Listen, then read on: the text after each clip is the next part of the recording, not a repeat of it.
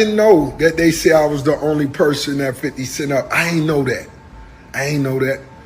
I'm going to be honest. Tony Yayo told 50 Cent himself. Y'all could Google it. Tony Yayo said, I wouldn't do that if I was, because Tony Yayo know them, they got no money. Come on, man. Look at Tony Yayo and Auntie Murder. Them need facials. Oh, new skin ain't even right, boy.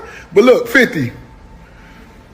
Boy, I see you struggling making that G-Unit film studio out there in Louisiana where that cheapest land at. You thought you was going to be able to do it. You thought you was going to be able to get them loans, and it ain't. What's wrong? What's taking so long? I know you want to make your mama one of them walking stars thing. Put down there how your mama live. Make her own walking star. Let me get one of them Bel Air bottles to hold up on these. Man, you heard what I just said? Them skin bad, man. You see that auntie and everything. But I need a facial so bad. When I be seeing them blackheads on them skin, doing bad. And 50, stop. You left your last hole because of something they said had to do with me. Don't leave Tony Yayo that. Come on, don't leave Louisiana. Don't quit like that because you showed the picture of how you wanted it to look. We call it renderings. You had the renderings, then you try to go get them loans and ain't nobody loan you that money. You ain't even built the GU in the studio yet. That might be why when I stood next to Meech, your knees buckled. Your knees buckled. Put your back against the wall. You're hustling. 50, who own your masters? Who own your masters? I buy your masters. You better shut up. I will buy your masters. Time for a commercial break. Make sure you stream Nino Breeze's new single, New Era 8. In the grand theater of hip-hop, where every diss is a soliloquy and every feud a three-act tragedy, the latest act of Rick Ross roasting 50 Cent feels less like a rap battle and more like a Coen brothers farce. Equal parts absurd, vicious, and unexpectedly poignant.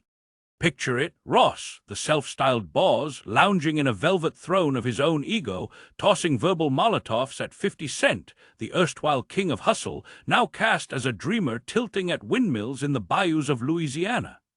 This isn't just a roast, it's a cultural autopsy, a liberal lament for the soul of ambition in a world where even the mightiest moguls can't escape the quicksand of their own hubris. The transcript of Ross's taunts, raw, unfiltered, and dripping with the glee of a playground bully, serves as our script, but the real story lies in the subtext, the metaphors, the flickering shadows of a society that worships the hustle but rarely rewards the dreamer. Let's set the scene. Ross, with his baritone growl and a beard that seems to hold the wisdom of 1,000 Wingstop franchises, takes aim at 50 Cent, the man who once turned street grit into pop chart gold. The target, not just 50's music catalog or his bullet-scarred mythology, but his latest venture, a quixotic plan to build a film studio in Louisiana, a state where land is cheap and dreams are cheaper. Ross doesn't just mock the plan. He dissects it with the precision of a surgeon wielding a flamethrower, pointing out the unbuilt studios, the unapproved loans, the renderings that exist only in the ether of 50's imagination. It's a roast that's less about punchlines and more about existential dread, a reminder that even the biggest names can stumble into the purgatory of unrealized potential. From a liberal vantage point, this feud is a cracked mirror reflecting the contradictions of American capitalism. Ross, ever the gleeful provocateur, isn't just roasting 50. He's exposing the fragility of a system that dangles the promise of empire while rigging the game against those who dare to dream too big. 50 Cent, for all his bravado, is a tragic figure here. A man who survived the streets, the bullets, the industry, only to find himself chasing a Hollywood mirage in the swamps of Shreveport. The liberal heart aches for him, not because he's a saint, he's not, but because his failure is a symptom of a deeper malaise. A society that fetishizes the grind but starves the visionaries. Ross's roast, then, becomes a kind of populist theater. A middle finger to the gatekeepers who deny loans, crush dreams, and leave even the most bulletproof hustlers scrambling for scraps. But let's not get too earnest. This is, after all, a roast, and Ross delivers it with the swagger of a stand-up comic who's just discovered the open bar. His jabs are viciously funny, painting 50 as a man whose ambition has outpaced his reality. The unbuilt studio becomes a metaphor for every half-baked plan, every Kickstarter that never ships, every crypto scam that promised the moon and delivered a landfill. Ross's glee is infectious, but it's also a reminder of hip-hop's primal joy. The art of the takedown, the thrill of watching a titan get humbled. There's something almost democratic about it, a leveling of the playing field where even a mogul like 50 can be reduced to a punchline about bad skin and shaky finances. Cinematically, this feud plays like a mashup of The Big Short and Friday. Ross is the narrator, smirking as he explains the absurdity of 50's real estate gamble, while 50 himself is the protagonist, a man whose confidence is both his superpower and his Achilles heel. The Louisiana studio project, with its renderings and unfulfilled promises, is the MacGuffin, a shiny object that drives the plot but reveals more about the characters than the goal itself. Ross's roast is the third-act twist, the moment where the hero's flaws are laid bare and the audience is left to grapple with whether to laugh or cry. Spoiler: we laugh because Ross's delivery is too sharp, too absurd, too gleefully cruel to do anything else. Yet beneath the laughter lies a liberal critique of the systems that shape these battles. Hip-hop, for all its bravado, is a microcosm of American inequality, a world where black artists are expected to hustle twice as hard for half the reward. 50 Cent's pivot to film production isn't just a personal ambition. It's a bid for legitimacy in an industry that's historically marginalized voices like his.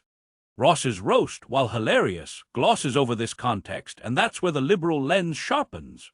To mock 50's failure is to ignore the structural barriers, the red tape, the skeptical bankers, the cultural gatekeeping that make such ventures a long shot for anyone, let alone a black entrepreneur from Queens. Ross, in his throne of Wingstop riches, isn't immune to these barriers either, but his roast sidesteps solidarity for the sake of a good burn. It's a missed opportunity. A reminder that even in hip-hop's fratricidal wars, the real enemy is often the system itself. Still, let's not pretend Ross is here to deliver a TED Talk. His roast is a performance, a high-wire act of bravado and schadenfreude. He's not just mocking 50's studio dreams, he's poking at the man's entire mythology. The jabs about 50's appearance, those blackheads, that weathered skin, are petty but effective, turning the bulletproof icon into a mortal with bad dermatology. The taunts about Tony Yayo and G-Unit's faded glory are a masterclass in shade, reminding us that empires, even musical ones, are fleeting. And the offer to buy 50's masters, that's the knockout punch, a flex so audacious it's practically Shakespearean. Ross isn't just roasting 50, he's rewriting the narrative, casting himself as the victor in a war 50 didn't even know he was fighting. From a liberal perspective, this power play is both thrilling and troubling. On one hand, it's a celebration of black excellence, Ross asserting his dominance in a world that's tried to keep him down. On the other, it's a reminder of how capitalism pits brothers against brothers, turning potential allies into gladiators for the amusement of a system that profits from their strife. The liberal heart yearns for a world where Ross and 50 could collaborate, pooling their resources to build that studio, to tell their stories, to defy the gatekeepers.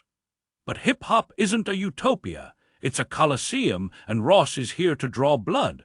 Cinematically, the roast unfolds like a montage in a Scorsese flick, quick cuts, sharp dialogue, and a sense of inevitable doom. Ross is the narrator, leaning into the mic like Joe Pesci in Goodfellas, while 50 is the mark, oblivious to the trap being set.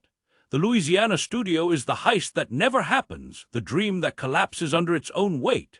And the audience, we're complicit, laughing at the carnage while secretly rooting for both men to rise above it. It's a contradiction that defines hip-hop feuds. We love the drama, but we mourn the cost. As the roast builds to its crescendo, Ross's taunts take on a mythic quality. The unbuilt studio becomes a symbol of every unfulfilled promise, every American dream deferred.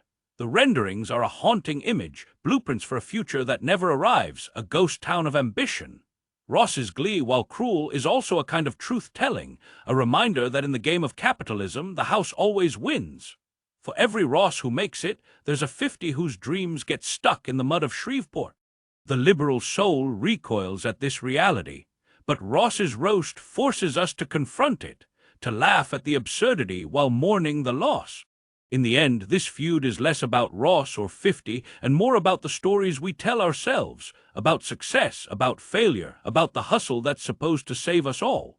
Ross's roast is a mirror, reflecting the contradictions of a culture that celebrates the grind but punishes the dreamer. It's a comedy, a tragedy, a satire, all wrapped in the swagger of a man who knows he's won this round. But as the laughter fades, the liberal heart lingers on the cost, not just for 50, but for all of us chasing renderings in a world that's quick to foreclose.